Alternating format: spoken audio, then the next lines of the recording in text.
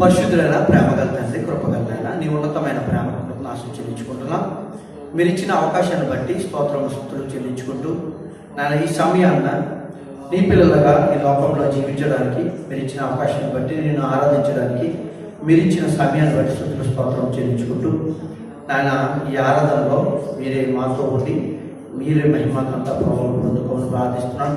వచ్చిన వారందరికీ ఆత్మీయ మేలుతో మీరు నడిపించండి. వాక్యం ద్వారా మాకు కావాల్సిన సంగతులు నేర్పించండి. మాట్లాడుతున్నది నేను కాదు నాయన, మీరే నాతో ఉండి మీ పలుకులను నా నోటి ద్వారా తండ్రి మీరే వినిపింపజేయమని తండ్రి నన్ను నీ బోరగా వాడుకోమని ప్రార్థిస్తున్నాను. నాలో ఏదైనా తెలిసి తెలియక అపరాధాలను క్షమించమని నేను వచ్చిన ప్రతి బిడ్డకి కావాల్సిన ఆత్మీయ మేలుతో నింపి నడిపించి నీ వాక్యంతో వారిని సరిచేసి ఆదరించమని ప్రార్థిస్తూ తండ్రి మరొకసారి కృతజ్ఞతలు చెల్లించుకుని రానైన వారిని ఎవరైనా ఉంటే క్షేమంగా త్వరగా తోడుకుంటాను. యేసుక్రీస్తు వారి పేరు కృతజ్ఞతలు గుంచిన మా ప్రియ పరలోకపు తండ్రి, ఆమేన్. ఓకే, అందరూ శ్రద్ధగా వింటానికి ప్రయత్నం చేయండి. ఇప్పుడు వచ్చి మీ అందరికీ మరొకసారి ప్రత్యేకమైన వందనాలు తెలియజేస్తున్నాను. దేవుడు మనకిచ్చిన అవకాశాన్ని బట్టి దేవుడు మాటలు వినడానికి ప్రయత్నం చేద్దాం. ఇప్పుడు ప్రతి ఒక్కరూ ఆలోచించండి. అందరూ కూడా దయచేసి ఇది చూడండి. మనకి ఇప్పుడు డాక్టర్లు అందరూ ఏం చెప్తున్నారంటే ఇప్పుడు ఒకవేళ మీకు ఈ తెగులు వచ్చినట్లయితే, కరోనా అనే వ్యాధి వచ్చినట్లయితే మొదటగా మనిషిలో ఉండాల్సింది ఏంటి? మనం రావడానికి ముందైతే జాగ్రత్తలు తీసుకోవాలి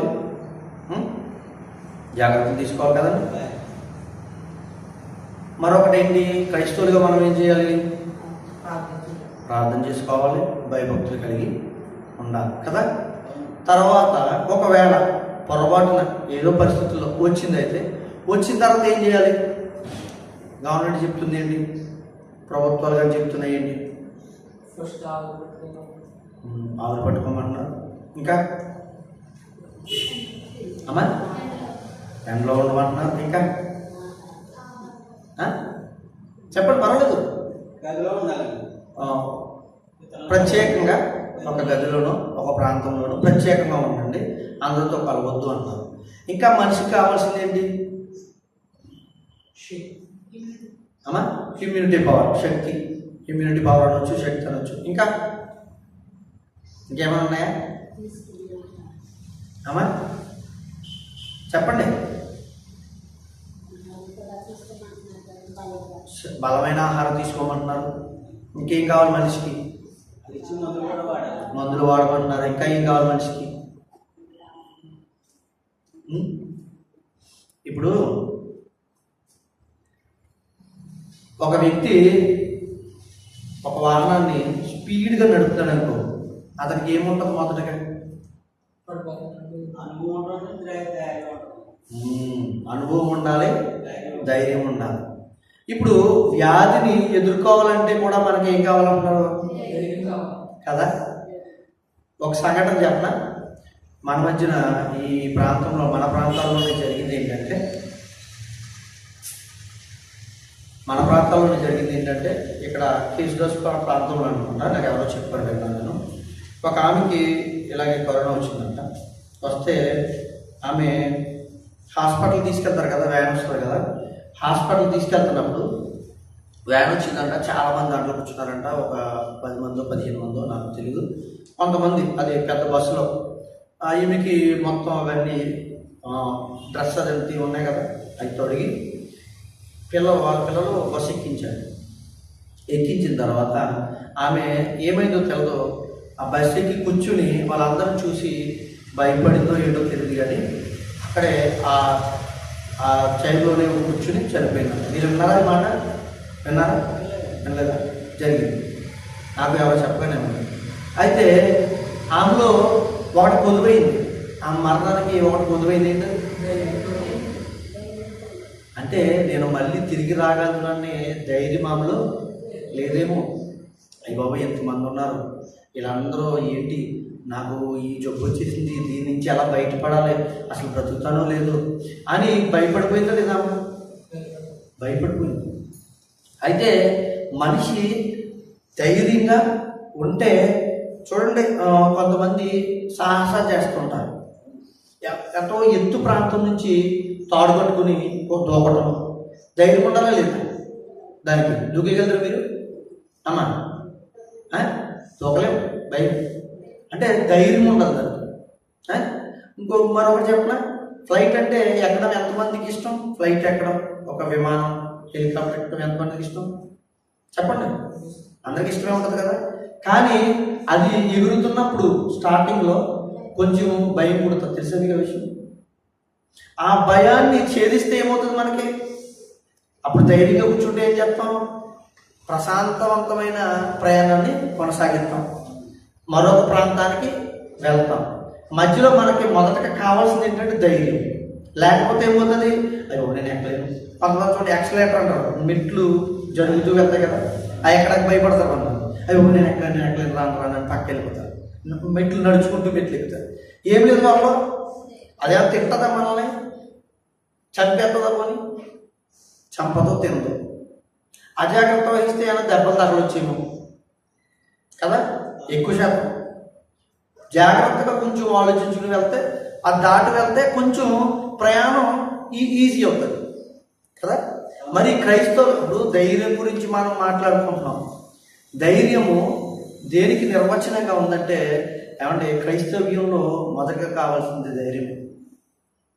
ఏమంటే, ఎంతోమంది అన్యులు అనబడిన వారు, దేవుని తెలియని వారు ఈరోజు వాళ్ళ యొక్క పరిస్థితుల్ని, అంటే వాళ్ళ కుటుంబాల్లో ఉన్న పరిస్థితుల్ని, వాళ్ళ వాళ్ళ గ్రామాల్లో ఉన్న పరిస్థితుల్ని ఎదుర్కొని మరీ ధైర్యంగా దేవుని దగ్గరికి వస్తున్నారంటే వాళ్ళకి ఏమున్నది? ధైర్యం ఉంది కదా. అది సాహసం అనుకోవాలో ధైర్యం అనుకోవాలో కదా.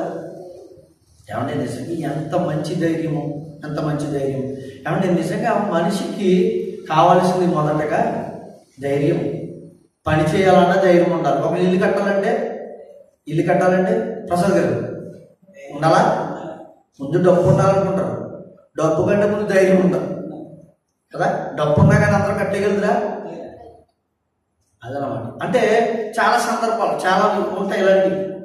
ధైర్యము ముఖ్యమైనది మనిషికి. అందుకే డాక్టర్ దగ్గరికి వెళ్ళినా ఏమంటారంటే, ఫస్ట్ మీరు ధైర్యంగా ఉండండి అమ్మా, మీరు ధైర్యంగా ఉండండి, ఇది తగ్గిపోతుంది, ఏం కాదు. ఒక వారం రోజులు ట్యాబ్లెట్లు వాడండి, వారం రోజులు జాగ్రత్తగా ఉండండి, ఏం కాదు అని అంటున్నారు. నిజంగానే చాలామంది అలా రికవరీ అయ్యి వచ్చేవాళ్ళు ఎక్కువ, చనిపోతున్న వారు బహు తక్కువ. మన ఇండియాలో మీకు తెలుసో తెలీదు, అవునా? 7%నా కదా.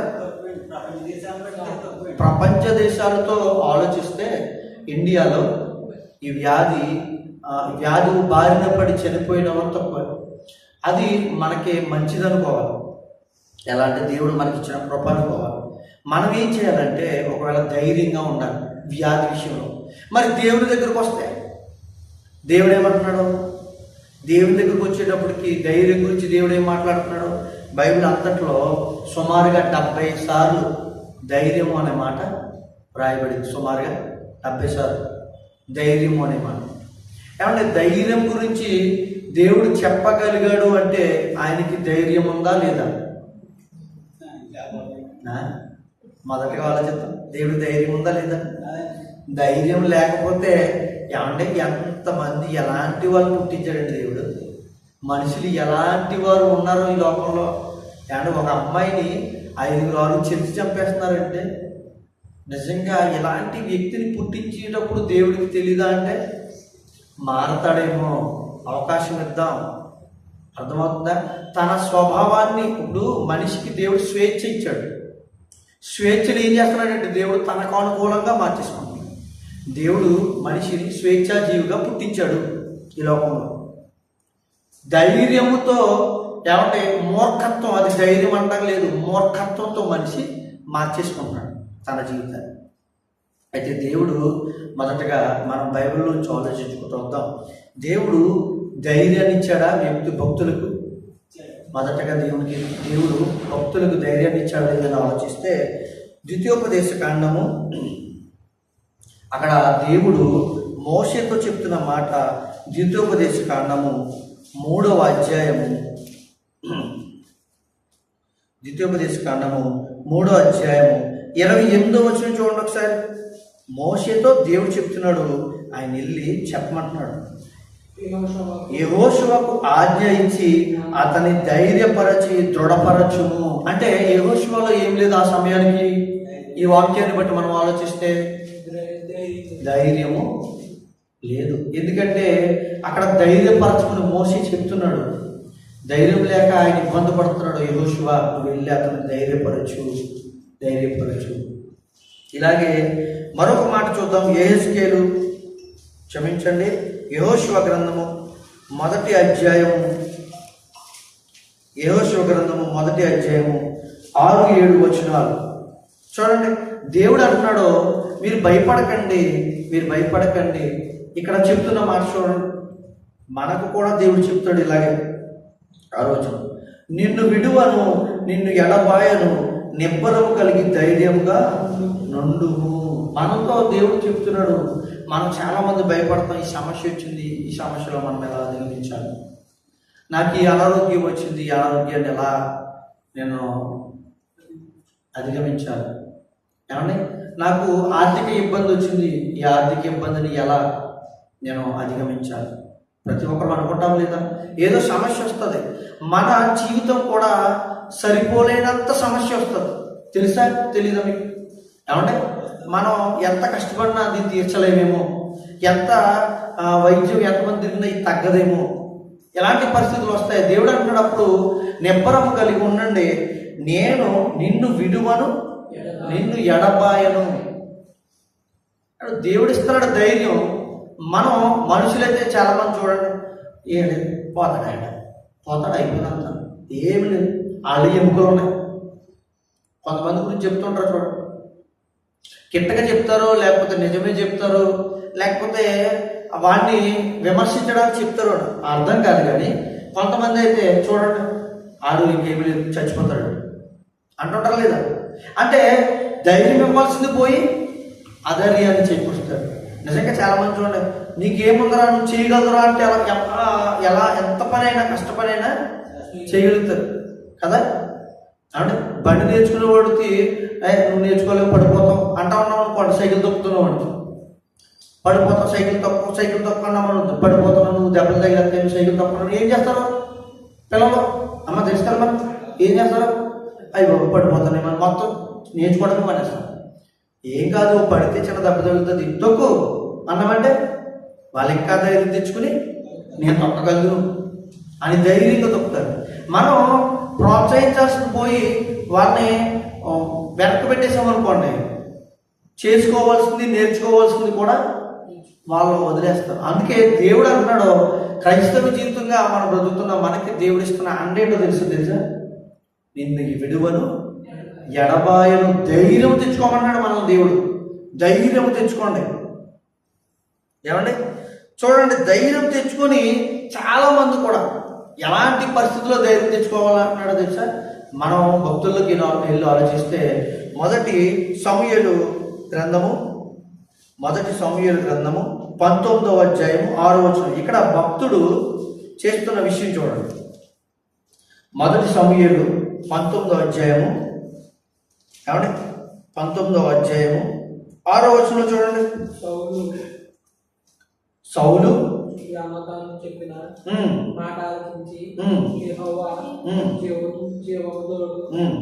అతనికి మరణ శిక్ష విధించునని ప్రమాణం చేశాను. 2వ సమూయేలు గ్రంథం క్షమించండి, 2వ సమూయేలు గ్రంథం 19:6 వచనం, 19వ అధ్యాయము 6వ వచనం. ఇక్కడ చూడండి, నీ స్నేహితుల ఎడల ప్రేమ చూపక నీ శత్రువుల ఎడల ప్రేమ చూపుచు. ఇక్కడ చూడండి, మాట వెరైటీగా చూడండి. నీ స్నేహితుల ఎడల ప్రేమ చూపక శత్రువుల ఎడల ప్రేమ చూపుచు. ఏమంటే శత్రువులు ఎవరైనా ప్రేమిస్తారా? మరి దేవుడు ఏమంటున్నాడు? ఏమంటే లోకానికి దేవుడు, అందుకే లోకం మాటలు వేరు, దేవుడి మాటలు వేరు. లోకం ఏం చెప్తుంది? నీకు సహాయం చేశాడు కదరా, ఇది సహాయం చేయాలి అంటారు కదా.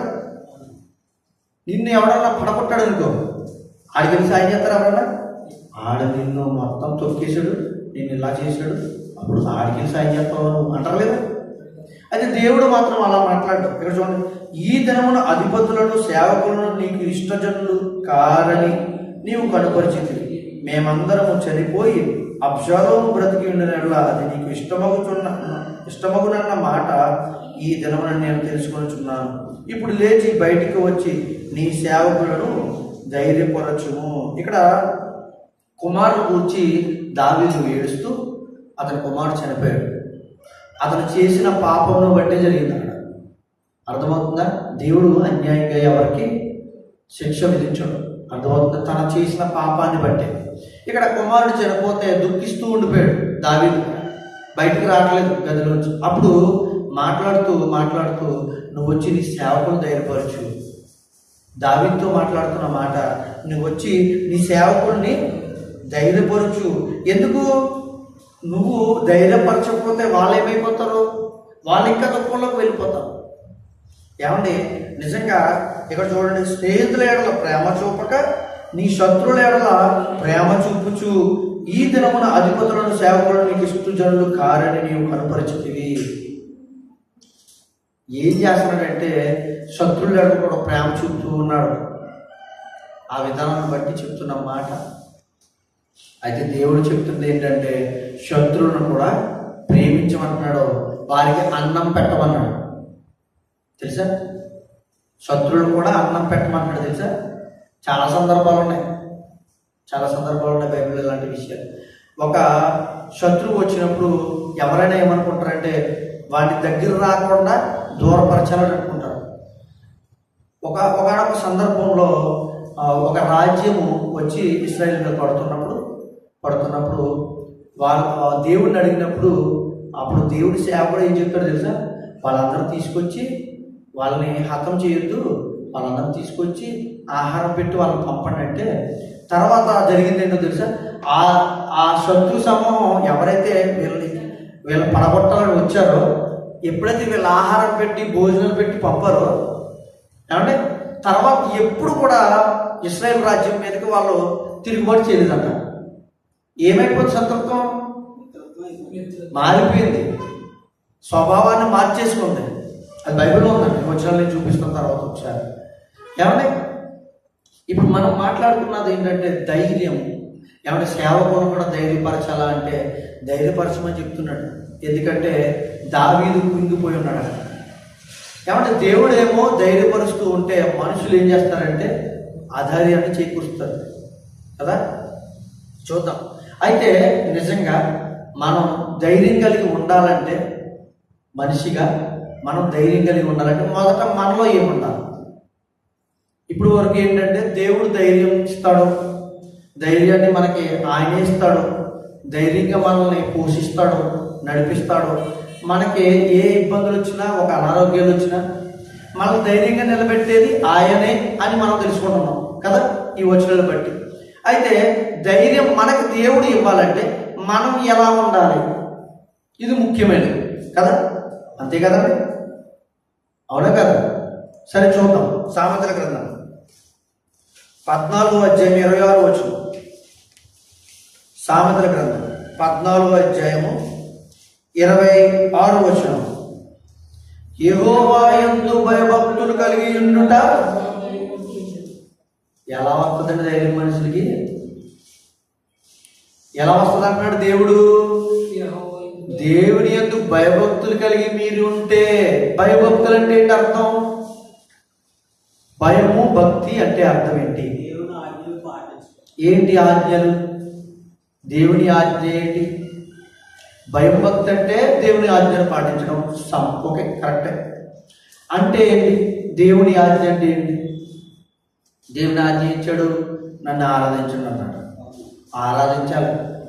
నన్ను కొనియాడండి అన్నాడు, కొనియాడాలి. నా మాటలు, నా యొక్క ఉద్దేశ్యము ప్రజలకి తెలియజేయండి అన్నాడు, తెలియజేయాలి. సమయానికి సంఘానికి రావాలి. ఆయన మాట్లాడాలంటే సమయానికి సంఘానికి రావాలా? అది ఆజ్ఞ కాదా? సమయమందును అసమయమందు నీ వాక్యాన్ని చెప్పమన్నాడు, చెయ్యాలా లేదా? ఇంకొక విషయం చెప్పినా ఇంకొక విషయం కూడా చూపిస్తాను. ఏమండి 28వ అధ్యాయం, అదే సామెతల గ్రంథం 28వ అధ్యాయము 1వ వచనం చూడండి. ఎవడును తరుమకుండానే దుష్టుడు పారిపోవును. ఎవడును తరుమకుండానే, ఎవడో తరమరాడు దుష్టుడిని.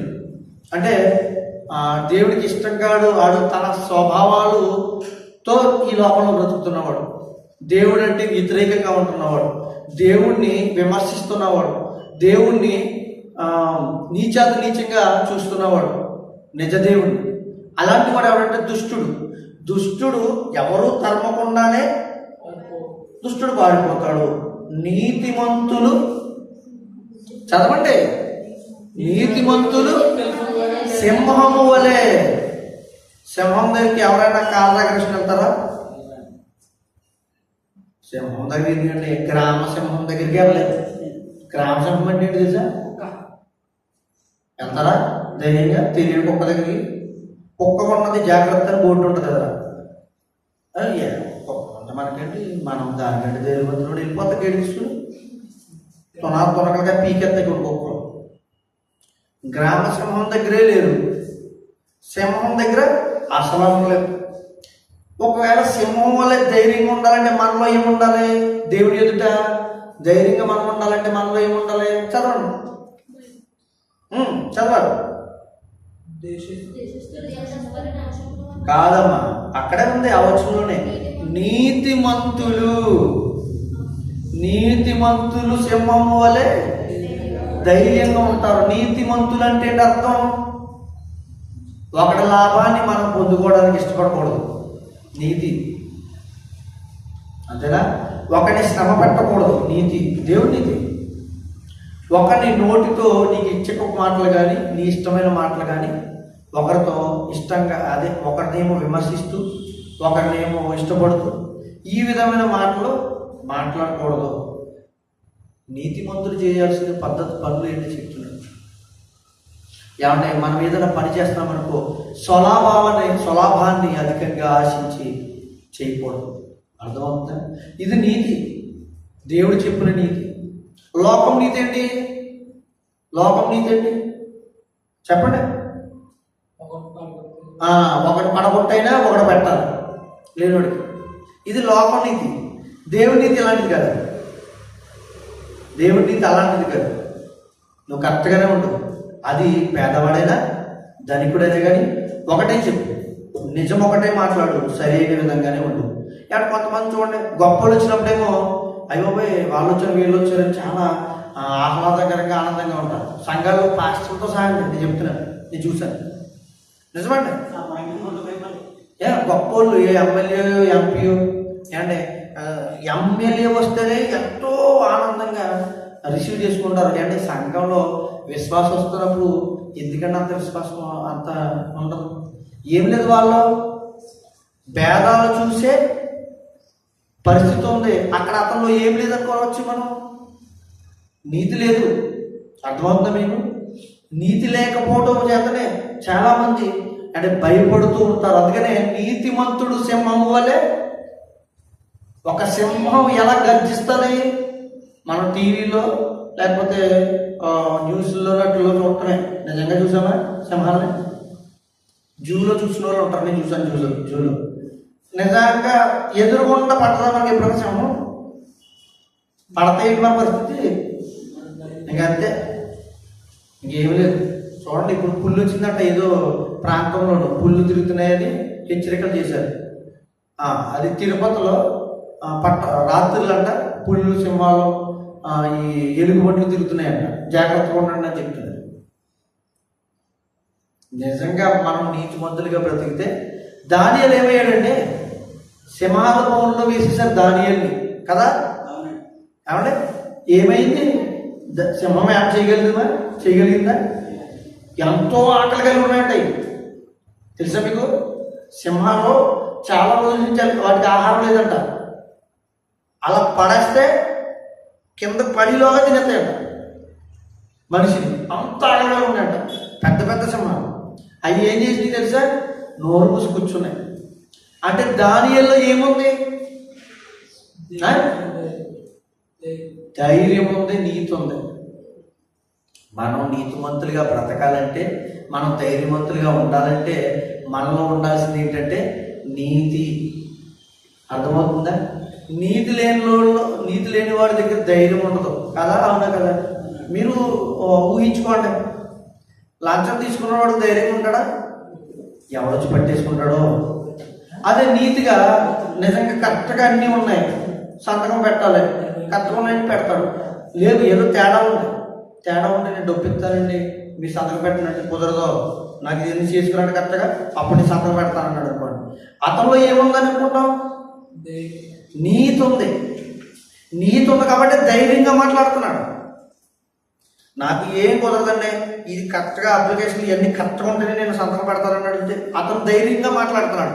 ధైర్యంగా మాట్లాడటానికి ఏముంది అతనిలో? అది కరెక్ట్ అన్నమాట.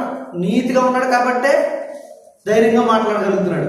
నీతి లేదనుకో, ఏదో చేసింది ఎంతమంది అంటారా లేదా? అక్కడ ఏమైపోయింది? అమ్ముడు పోతున్నాడు. అమ్ముడు పోయినోడికి నీతి ఉంటుందా? మొన్న ఏమో 10,000 తీసుకున్నావు, సంతకం పెట్టవా అని అడుగుతారు లేదా? ఏమైపోతా అక్కడ? లేదు, ధైర్యం ఉంటుంది. మనిషికి మొదటగా భయము, భక్తి, యెహోవా యందు భయభక్తులు ధైర్యం పుట్టిస్తాయంట. ఆ ధైర్యంగా మనం ఉండాలంటే, ఆయన పుట్టించే ధైర్యం మనలో ఉండాలంటే మనం ఎలా ఉండాలంటే నీతిమంతులుగా, యథార్థవంతులుగా బ్రతకమని దేవుడు చెప్తున్నాడు. ఏమంటే యథార్థవంతులుగా బ్రతికిన వారికి ఏమొస్తాయి? అంటే బైబిల్ ఏం చెప్తుంది యథార్థంగా ఉన్న వాళ్ళకి అంటే? బైబిల్ చెప్తుంది యథార్థంగా ఉన్న వాళ్ళకి శ్రమలు వస్తాయి అంటాడు. అవునా కదా? మీరు యథార్థంగా ఉండి చూడండి, ప్రతి విషయాలు మీకు ఆటగా వస్తాయి. కుటుంబాల్లో మీ భార్య మీ మాటలు, మీ పిల్లలే నీ మాటలు యథార్థంగా ఉంటాయి. ఉన్నదని పరిస్థితులు అలాంటివి లోకంలో. యథార్థంగా ఉన్నవాడు అంటే అలా అర్థం చేసుకోవట్లేదు ఈ యథార్థతను. ఏది పరిస్థితి ఏంటంటే వాళ్ళ లోకంలో లోకానుసారంగా ఆలోచిస్తున్నారు. అంటే లోకానుసారంగా ఆలోచించే జీవితం ఏమైపోద్ది? నరకానికి పంపేద్ది కదా. ఒకసారి చూడండి లోకంలో ఏం జరుగుతుందో. ఒకవేళ ఇలా నీతిమంతులుగా బ్రతుకుతుంటే యోహాను రాసిన సువార్త 16:33 చూడండి. యోహాను సువార్త 16:33. ఇదిగో మీలో ప్రతి వాడును ఎవని గూటికి వాడు చెదరిపోయి నన్ను ఒంటరిగా విడిచిపెట్టు గడియ వచ్చుచున్నది, వచ్చే ఉన్నది. అయితే తండ్రి నాతో ఉన్నాడు కనుక నేను ఒంటరిగా లేను. 33. నా యందు మీకు సమాధానం కలుగునట్లు ఈ మాటలు మీతో చెప్పుచున్నాను. లోకంలో మీకు శ్రమ కలుగును, అయినను ధైర్యము తెచ్చుకొనుడి. మనం బ్రతుకుతున్నప్పుడు ఏంటంటే శ్రమలు వస్తాయి. ఆరోగ్యంగా ఉండొచ్చు, ఆరోగ్య పరిస్థితులు, కరోనా ఏమన్నా, లేకపోతే ఏదో మనకు కడుపులో ఏదో బాధ, లేకపోతే కాళ్ళు లాగట్టున్నాయో, లేకపోతే ఏదో పరిస్థితుల్లో శ్రమలు కలుగుతాయి. మన నీతిగా ఉంటే ఏదో వస్తుందండి, రాకుండా ఉండదు. అదే నీతి లేని వారు చూడండి, వాళ్ళ బతుకులు ఏ శ్రమలు రావన్నట్టు ఉంటాయి పరిస్థితులు. అండ్ అంతేగా చూస్తున్నాయి కదా మనం ముందు మనుషులు చాలామంది. ఏంటంటే బాబు ఇదేమో సరిగా మాట్లాడుతూ ఏది కరెక్ట్గా ఉన్నది తోటి అయినా కానీ హ్యాపీగా తిరిగేస్తున్నాడు. పై వరకే కనబడుతూ ఉంటారు అలాంటి వాళ్ళు. కానీ వాళ్ళు ఏముండదు తెలుసా? నిత్య జీవనం పొందుకునే అవకాశం వాళ్ళకి లేదు. అందుకే దేవుడు చెప్తున్నాడు మీకు శ్రమ కలుగుతుంది. నీతిమంతులుగా బ్రతుకుతున్నాం, మీకు శ్రమ కలుగుతుంది. దేవుడితో బ్రతుకుతున్నాం, మీకు శ్రమ కలుగుతుంది. ధైర్యం తెచ్చుకుని ఉండండి. ఏమంటే ఇలాంటి అనారోగ్య పరిస్థితుల్లో శ్రమ కలుగుతుంది. తగ్గుతుందో లేదో ఆపరేషన్ చేయించుకోవాలో, లేకపోతే ఏ హాస్పిటల్కి వెళ్ళాలో, లక్షలు కావాలో, వేలు కావాలో, శ్రమే. ఇలాంటివి వచ్చినప్పుడు కూడా ధైర్యంగా ఉండాలి. ఎలా ధైర్యం వస్తుందంటే మనం నీతిమంతులుగా బ్రతికితే. మీ నీతి మిమ్మల్ని బ్రతికిస్తుంది. ఏ నీతి అంటే లోకనీతి కాదు, దేవుని నీతి దగ్గర వచ్చేది. మీరు లోకనీతి మళ్ళీ వెళ్ళారనుకోండి, లోకనీతి కూడా అన్యాయాలు ఉంటాయి. ఇందాక ఒకరు కొట్టి ఒకరు పెట్టడం, లోకనీతి లేదు. అది అలా అవుతుంది లోకంలో పరిస్థితి. ఏమండి చూడండి, ఏమండి దేవుని విషయంలో దేవుని మాటలు చెప్పేటప్పుడు ఏమండి అపోస్తులు కానీ పూర్వీకులు మన పితరులు ఏం చేశారు చూసారా? ఏం చేశారో తెలుసండి? వాళ్ళు చాలా ధైర్యంగా మాట్లాడారు వాక్యం విషయంలో. వాళ్ళు ధైర్యంగా మాట్లాడటానికి వాళ్ళు ఏముందని అర్థం? నీతివంతమైన జీవితం ఉంది. వాళ్ళకి ధైర్యం ఇచ్చి నడిపిస్తున్న వారు ఎవరు? దేవుడు. ఒకసారి చూడండి అపోస్తుల కార్యములు 4వ అధ్యాయము 13వ వచనం చూడండి. అపోస్తుల కార్యములు 4వ అధ్యాయము 13వ వచనం. వారు పేతురు యోహానుల ధైర్యమును చూచినప్పుడు వారు విద్యలేని పామర్లని గ్రహించి ఆశ్చర్యపడి, ఏమంటే వీళ్ళ ధైర్యం తెచ్చుకుని ఏం మాట్లాడేస్తున్నారో తెలుసా? వాక్యాన్ని చెప్పేస్తున్నారు ధైర్యంతో. ఏమి ఇచ్చింది తెలుసా ధైర్యము? దేవుడు పరిశుద్ధాత్మ ద్వారా ఇక్కడ మాట్లాడేస్తున్నాడు. వాళ్ళకేమో చదువులేదు వాళ్ళకి, కానీ మాట్లాడేస్తున్నారు, భాషల్లో మాట్లాడేస్తున్నారు. మనం ఈ అపోస్తల కార్యంలో చూస్తే వాళ్ళు చెప్తున్న బోధకి విస్మయం ఉందారంట అందరూ. యూదులు చాలా తెలివైన వాళ్ళండి, చాలా తెలివైన వాళ్ళు, చదువు అన్ని విషయాల్లో జ్ఞానవంతులు యూదులు. ఏమంటే వీళ్ళేమో విద్య లేని పామరులు వీళ్ళు అపోస్తలు. వాళ్ళ బోధ చేస్తుంటే అంటే ధైర్యంగా చెప్పారంటే వాళ్ళు మామూలుగా ఖర్చుకుంటే అక్కడ మాట ధైర్యం అనే మాట ఉంది. ధైర్యంగా చెప్పాలంటే ఏంటి అర్థం? భయంగా చెప్పేది కూడా ఉంటుందా? ఉండదా? భయంగా చెప్పేది ఉండదా? ఉంటుంది. నాన్న దగ్గర లేకపోతే మన కుటుంబస్తుల దగ్గర ఏదైనా విషయాలు చెప్పాలంటే ధైర్యంగా ఉంటుంది. కొన్ని విషయాలు చెప్పలేం, భయంగా చెప్తారు ఏమంటాడు ఏంటి. కానీ ఇక్కడ దేవుని విషయంలోకి వచ్చేటప్పటికి దేవుని వాక్యాన్ని వారందరికీ ధైర్యంగా చెప్తున్నారు. ఎందుకంటే అనేక మంది ఈ లోకంలో ఈ లోకానుసారంగా జీవిస్తూ ఎక్కడికి వెళ్ళిపోతారు? నరకానికి వెళ్ళిపోతారు. యేసుక్రీస్తు నమ్మండి అయ్యా. క్రీస్తు దేవుడు పంపిణీ యేసుక్రీస్తుని మీరు నమ్మితే ఆయన నిత్య జీవనం మీకు ఇస్తాడని ధైర్యం కావాలా లేదా? ఇప్పుడు మనం ప్రపంచానికి చెప్తున్న వాళ్ళందరిలో కూడా అండ్ అనేక మంది చూడండి, పాస్టర్ గారు కొంతమంది ఏదైనా విషయం వచ్చేటప్పటికి కొంతమంది దాచేస్తుంటారు.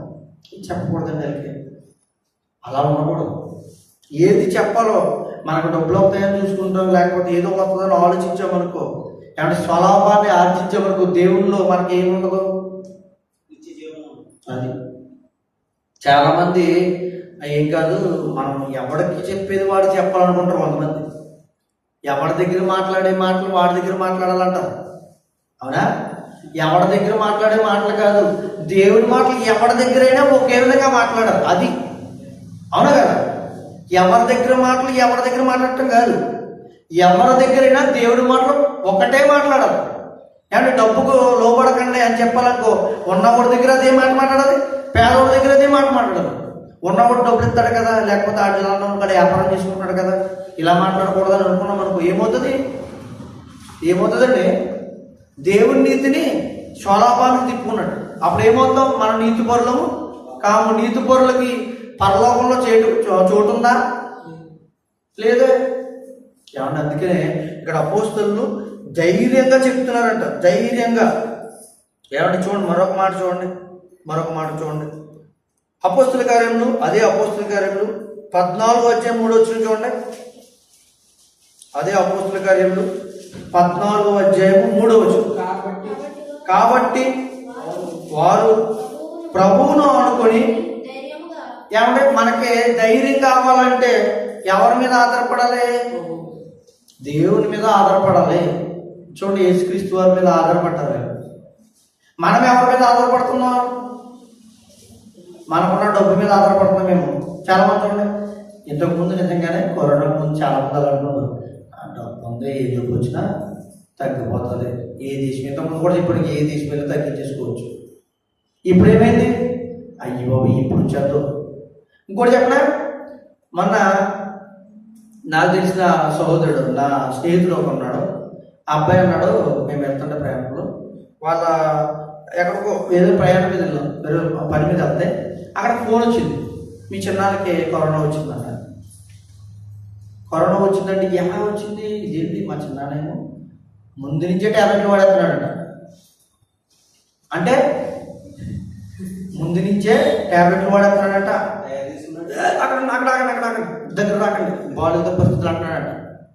అంటే భయపడిపోతున్నాడు, ప్రతి ఒక్కరికి భయపడిపోతున్నాడంట. దగ్గర రాడాడంట, ఎవరితో మాట్లాడుతుంటే ఎక్కువ. కానీ అతను పనులు చేసుకుంటూ అవి చాలా జాగ్రత్తగా ఉంటాడంట. ఆయన వచ్చి ఇదేంటి చాలా జాగ్రత్తగా ఉంటాడే, అతను ఏం లేదనుకోవచ్చు ఒక విధంగా.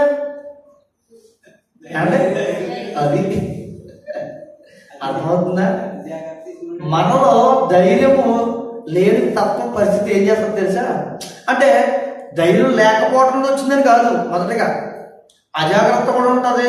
ఏమి ఎలా వస్తుందో తెలీదు, వచ్చిన దాన్ని కూడా ఎదుర్కోగలమనే ధైర్యం మనలో ఉండాలి. అతను లేదంటే వచ్చేద్దేమో అని భయం ఉంది, మొదట వచ్చేస్తుందేమో అని భయం ఉంది, అదే వచ్చేసి. ఏమంటే దేవుడు కాపాడతాడు మనం, దేవుడు కాపాడ్డా? ఏమండి కాపాడ్డా? ఎన్ని వర్షాలు కురిసినాయండి, మనం కొట్టుకుపోయామా? ఏమంటే ఎంత పెద్ద వరద వచ్చిందండి మొన్న, కొట్టుకుపోయిందా అంటారు. ఏమంటే నిజంగా కాపాడతా లేదు దేవుడు? సముద్రం ఎక్కడ ఉందండి? ఈ పక్కన ఉంది. గోదావరి పక్కన ఉందండి, ఈ పక్కన ఉంది. ఇటు నుంచి ఒక దెబ్బ కొట్టిందంటే, అటు నుంచి ఒక కొట్టిందంటే ఎటు అర్థమో మనకి తెలియదు. జీవితం ఎలా ఉందంటే క్షణభంగురం అంటాడు దేవుడు. అలాగే ఈ క్షణభంగురమైన జీవితాన్ని కూడా గడపాలంటే మనం ఏం చేయాలి తెలుసా? దేవుని ఎందుకు భయభక్తులు కలిగి ఉండాలి. ఆ భయము భక్తి మనకు ధైర్యాన్ని ఇస్తారు. ఏ నేస్తం ఏంటండి, ఏదేంటండి? ఏమంటే దేవుడు శక్తిని ఇవ్వాలండి మీకు, దేవుడు ఇవ్వాలి, దేవుడు నడిపించాలండి మిమ్మల్ని. ఎలా నడిపిస్తాడంటే మనం నీతివంతములుగా ఉంటేనే. మనకి సహాయం చేయాలంటే ఏమంటే చివరి లోకంలో అయితే ఎవరితో సహాయం చేస్తే వాళ్ళకి సహాయం చేస్తారు కదా. మనం ఒకటి సహాయపడితే ఒకటి సహాయపడతాడు లోకనీతి. దేవుడు అలా కదండి, మనం దేవుడికి సహాయం చేయకూడదు, డబ్బు ఇవ్వకూడదు, లేకపోతే మనం ఏదో పెద్ద పెద్ద అడుగుచేసి ఆయనకి ఇచ్చేయకూడదు. నీతివంతంగా బ్రతకండి, దేవుని కొద్ది భయభక్తులు నీతివంతంగా బ్రతకండి. ఏమంటే ఎంత ధైర్యం ఇస్తాడు తెలుసా? ఒకవేళ ఒకవేళ ఒకవేళ నిజంగా అనుకోండి, కరోనా వచ్చి చనిపోయామనుకోండి, మనం నీతిగా బ్రతకాము, ఎక్కడికి వెళ్తామండి? మరి ఇంకేంటి భయం అంటే? ఇప్పుడు 60-70 సంవత్సరాల జీవితంలో 40 సంవత్సరాల్లోనూ 30 సంవత్సరాల్లోనూ లేకపోతే 50 సంవత్సరాల్లోనూ ఈ వ్యాధి వచ్చింది అనుకోండి, వచ్చింది. ఒకవేళ చనిపోతామేమో, చనిపోయామనుకోండి. ఒకవేళ చనిపోలేదు, బ్రతికాం. ఎప్పుడు ఎప్పుడు చనిపోతాం? అసలు 60 సంవత్సరాల లోపల లేదా 70-80 సంవత్సరాల లోపల చచ్చిపోతామో చనిపోమా ఈ లోకంలో ఎప్పటికైనా? మరి ఇంకేంటి ధైర్యం? వీడు బ్రతకడం ఎందుకు? నీతివంతంగా బ్రతికితే ఇప్పుడైనా పరలోకం వెళ్తాం, చనిపోతే 60-70 సంవత్సరాల తర్వాత అయినా చనిపోతే పరలోకం వెళ్తాం. మనకి గురి ఏంటంటే పరలోకం. భక్తులు కూడా అదే చెప్తారు కదా, మీకు గురి పరలోకం, మేము దానికోసమే బ్రతుకుతున్నాం, అదే ప్రకటిస్తున్నాం, క్రీస్తుని అందుకే ప్రకటిస్తున్నాం అంటారు. ఏమన్నా నిజంగా వాళ్ళు ఎలా చెప్పారంటే దేవుని ఆనుకుని ఉన్నారు కాబట్టి. మనం దేవుని ఆనుకుని బ్రతికితే, నీతివంతులుగా బ్రతికితే నిజంగానే ధైర్యం ఉంటాం. నిజంగా దేవుడు ఎత్తాడు ధైర్యం. ఎవడే 4 నెలలు 5 నెలలు కుటుంబం ఎలా గడిచిందండి? పని చేయకుండా అన్ని నేను చెప్తున్నాను, నా స్వతహాగా దేవుడు నన్ను పోషిస్తున్నాడు. ఎలా నడుస్తుందో తెలీదు, ఏదో చిన్న పను లేకపోతే ఏదో దొరకడమో లేకపోతే కుటుంబంలోనో అంటే గవర్నమెంట్ ప్రభుత్వం వారు ఏమంటే నడుస్తుందా లేదా మన జీవనం? ప్రపంచం అంతా ఏమనుకుందంటే ప్రపంచం అసలు ఆగదనుకుంది. ఒక్కసారిగా దేవుడు స్తంభింపజేశాడు ప్రపంచాన్ని. రోడ్లు ఎప్పుడైనా ఖాళీగా ఉండియా? మనం 3 నెలలు రోడ్డు మీద పురుగులు పాము వెళ్ళడం చాలా బాగుంది, హ్యాపీగా తిరిగి మనుషులు రావడం. ఏమంటే నిజంగా ఎంత పరిస్థితుల్లో మనల్ని కాపాడుకొచ్చాడు దేవుడు, అది దాన్ని బట్టి ఆలోచించండి. ముందనుకున్నారు 14 రోజులు 14 రోజులు లాక్డౌన్ అంట, పని లేకుండా అలా ఇంట్లో ఉండాలి. అనుకున్నామా లేదా? నాతో పాటు నెల రోజులంట అయిపోయి ఈ నెల అంటారంట, ఈ నెల అయిపోయింది మళ్ళీ 14 రోజులు అంట.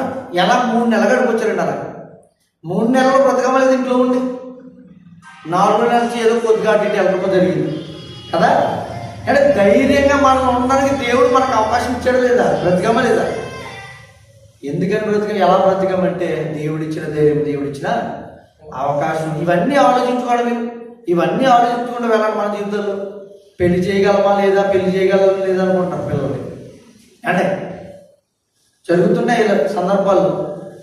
నా కాలం ముందు కూడా చాలామందికి జరుగుతుంది లేదు. ఎలా జరుగుతుందో నా సహోదరుడు పెళ్లి జరిగినప్పుడు చేతిలో డబ్బులు పైసలు ఎలా జరుగుతుంది అని దేవుడు ఆ లాక్డౌన్కి ముందే, ఇక లాక్డౌన్ 22 నుంచి ఇప్పుడు స్టార్ట్ అయింది. ఆడికి 24నో 22నో పెళ్లి అసలు మొదటగా చెప్తాను కదా మీకు. వాడి పెళ్ళి ఎప్పుడు జరగాలంటే 22నో 24నో జరగాలి. అయితే దేవుడు ఏదో అనుమాన రీతిలో ముందుగా అయిపోయింది 12 అసలు ఊహించరా? టైము దగ్గర అయిపోయింది, కానీ వచ్చే పరిస్థితుల నుంచి ముందే జరిగిపోవడం దేవుడు అవకాశం ఇచ్చాడు. ఏమంటే నిజంగా చూడండి, ఆలోచిస్తే అర్థమవుతుంది. నిజమే కదా, ఆ పరిస్థితి నుంచి దేవుడు ముందే నడిపించేశాడు. ఏమంటే ఎన్ని విషయాల్లో కాపాడుతాడు దేవుడు. తిమోతికి రాసిన మొదటి పత్రిక 3వ అధ్యాయం 13వ వచనం చూడండి. అంటే ముందు మనం దేవుడి ఎందుకు భయభక్తులు కలిగి ఉంటే దేవుడే మనల్ని కాపాడుతూ నడిపిస్తాడండి. తిమోతికి రాసిన మొదటి పత్రిక 3వ అధ్యాయము 3వ వచనం చదవండమ్మా. 3వ అధ్యాయం 13వ వచనం. పరిచారకులై ఉండి ఆ పనిని బాగుగా నెరవేర్చిన వారు మంచి పదవిని సంపాదించుకుని క్రీస్తు యేసునందుల విశ్వాసమందు బహుధైర్యం గలవారు. అంటే దేవుడి పని చేస్తే బహుధైర్యం ఉంటుందని దేవుడు చెప్తున్నాడు. బహుధైర్యము, ధైర్యంలో కూడా బహుధైర్యం లేదు ఒకటి ఉంది. ఏమంటే ధైర్యంలో కూడా మరొక రకం ఉంది. బహుధైర్యం, ధైర్యం వేరు, బహుధైర్యం వేరు. కొంతమంది చూడండి, అయ్యే ఎంత ధైర్యం వీడు బండి నడుపుతున్నాడు రా అంటాడు. ఆడు బహుధైర్యం కాదండి, మూర్ఖత్వం ఉంటుందండి. ఇలా ఇలా ఇలా ఇలా స్పీడ్గా వెళ్ళిపోతుంటారు. మూర్ఖత్వం ఏం చేస్తుంది? నాశనానికి నడిపిస్తుంది. బహుధైర్యం ఏం చేస్తుంది తెలుసా? దేవుడి పట్ల భయభక్తులు పెంచి పరలోకానికి నడిపిస్తుంది. ఏమంటే మరొక మాట చూడండి, యోబు గ్రంథం 4వ అధ్యాయం 6వ వచనం. ఇందాక మనం మాట్లాడుకున్నాం కదా, అసలు ధైర్యం ఎలా వస్తుందని ఈ భక్తుడు చెప్తున్నాడంటే, యోబు గ్రంథము 4వ అధ్యాయము 6వ వచనం. 4వ అధ్యాయం 6వ వచనం. దేవుడు భక్తుడితో మాట్లాడుతున్నాడు. ఇక్కడ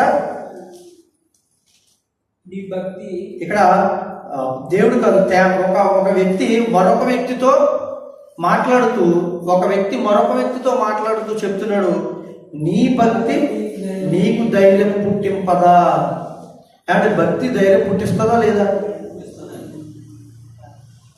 అవునే, భక్తి ధైర్యం పుట్టిస్తుందా లేదా? నిజంగా మీరు అనుకుంటుండండి, దేవుడే తగ్గిస్తాడు, దేవుడే నన్ను నడిపిస్తాడు, ఈ సమస్య నుంచి నన్ను నిలబెడతాడు అనుకోండి. భక్తిగా ఉండాలా? ఆ ప్రశ్న లేకపోతే ఏదో ఎలా చేయాలో దేవుడు సమయానుకూలంగా నడిపించేస్తాడు. మనం ఊహించాం ఆ పరిస్థితిని, కానీ నిన్ను కాపాడాలంటే కాపాడతాడని. నీ భక్తి అక్కడ నీకు ధైర్యం అవ్వాలంటే నీ భక్తే ఇస్తుంది. ఏమండి చూడండి, మనం ధైర్యం వహిస్తే మనకి ఏ అవకాశం ఉందో తెలుసా? చూద్దాం. 2వ కొరింథీయులకు రాసిన పత్రిక 5వ అధ్యాయము 18వ వచనం విందామా.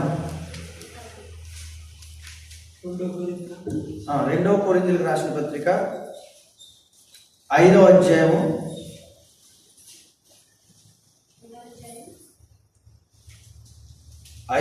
8వ వచనం. ఇట్లు ధైర్యపుటలిది ఈ దేహమును విడిచి కావున కాదు, తప్పు చదువుతాము. ఇట్లు ధైర్యము కలిగి ఈ దేహమును విడిచిపెట్టి ప్రభువునంత నివసించుటకు ఇష్టపడుచున్నాము.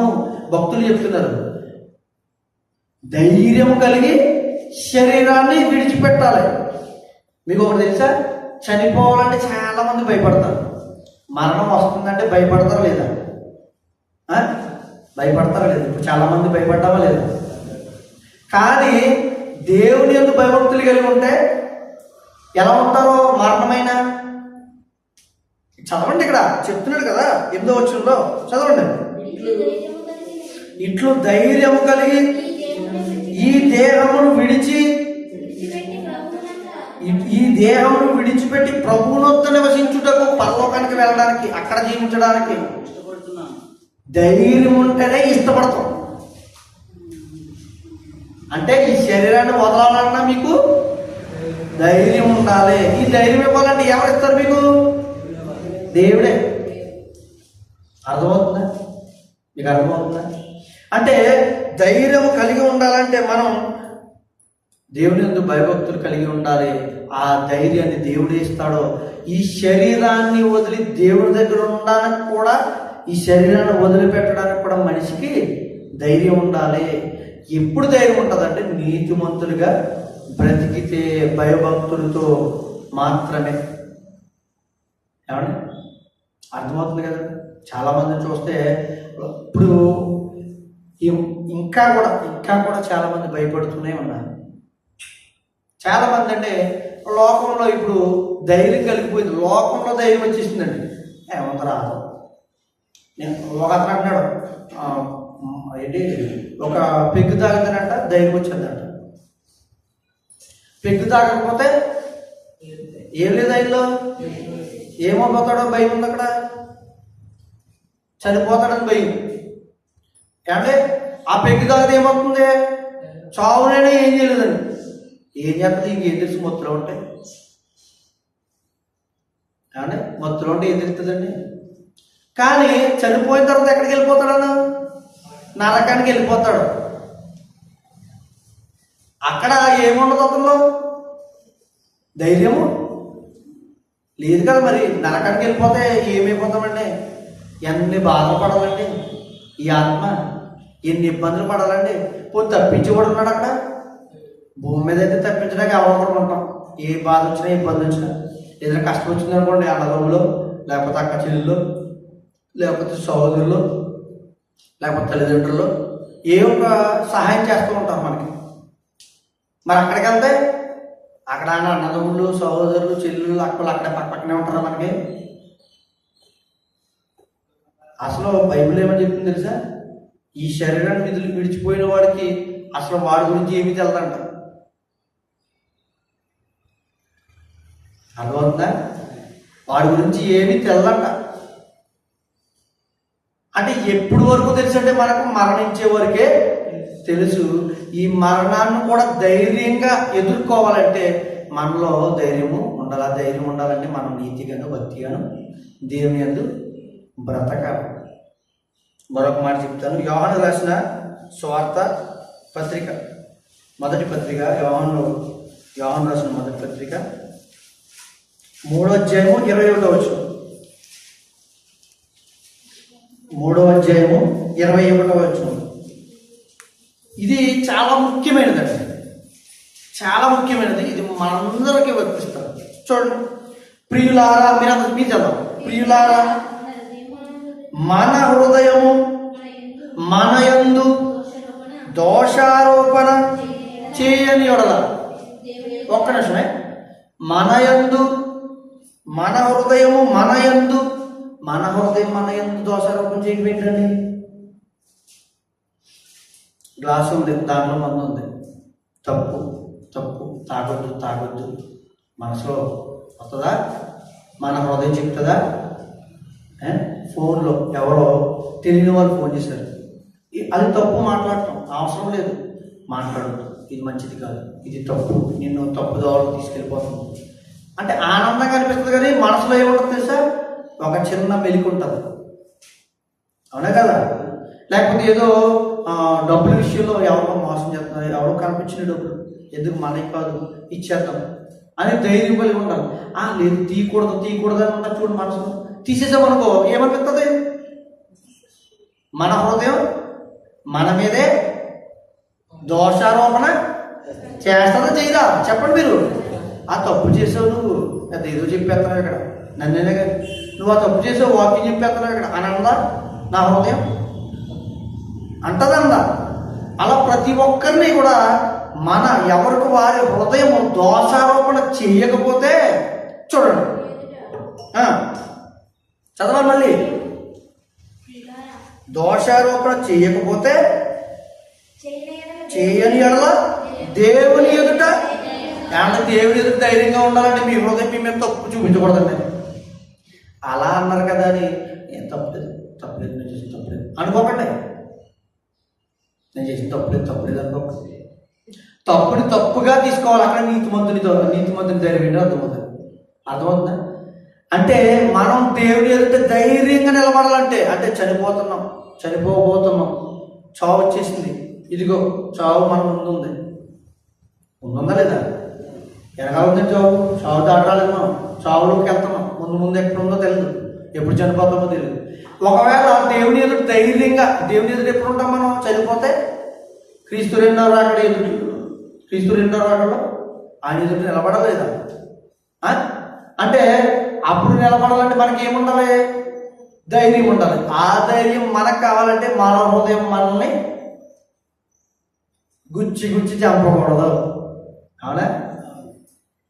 హృదయం మనం తప్పు చేసామంటే అది తప్పుడు చూపుతున్నాం చూడము అంటదా లేదా? మన హృదయం తప్పుడు ఆలోచన నీలో మానే అంటదా లేదా?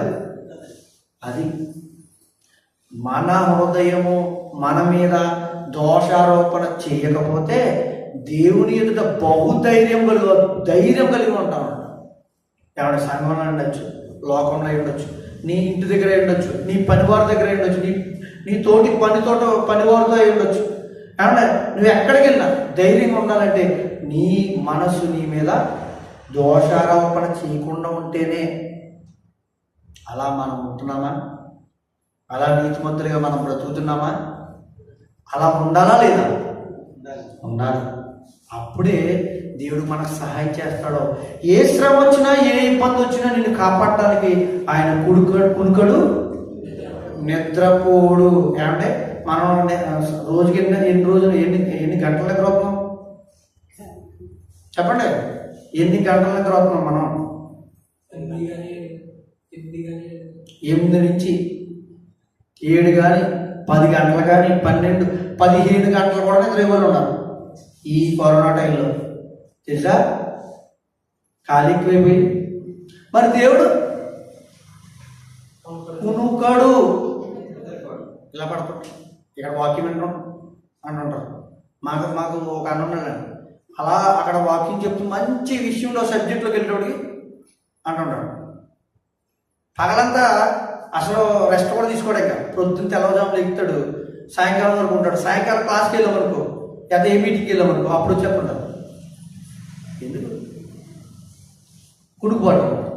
దేవుడు మాత్రం అలా కొనకడంట, నిద్రపోడంట. ఏమంటే చూడండి, మన దేవుడు కొనకడు, నిద్రపోడు. మనం లోకానికి వెళ్ళి ఆలోచిస్తే చాలా ఉన్నాయి. అవి నేను చెప్పడానికి మంచిది కాదు కదా. సమయాలు ఇచ్చేస్తారు. మన దేవుడు నిజ దేవుడు. మన దేవుడు మనల్ని నడిపించే దేవుడు, ధైర్యాన్ని ఇచ్చే దేవుడు, ధైర్యంగా నడిపించే దేవుడు, ధైర్యంగా పోషిస్తాడు, మనల్ని నిలబెడతాడు. మనం అదే నీతిమంతంగా బ్రతికితే ధైర్యంగా ఉంటాం.